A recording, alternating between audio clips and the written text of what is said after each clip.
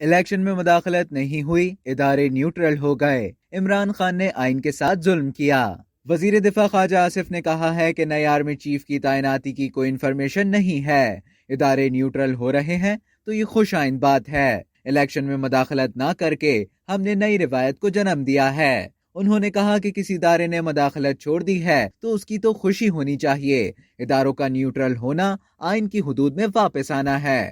خواجہ آصف نے کہا کہ نئے چیئرمین نیب کا پورا کریئر پولیس میں ہو یا آئی بی میں بے داغ ہے، کوئی بھی نئے چیئرمین کے کردار پر انگلی نہیں اٹھا سکتا۔ انہوں نے کہا کہ عمران خان نے آئین کے ساتھ ظلم کیا، یہ بات سپریم کورٹ کہہ رہی ہے۔ مہنگائی سے سب سے زیادہ مڈل کلاس طبقے کو نقصان پہنچ رہا ہے۔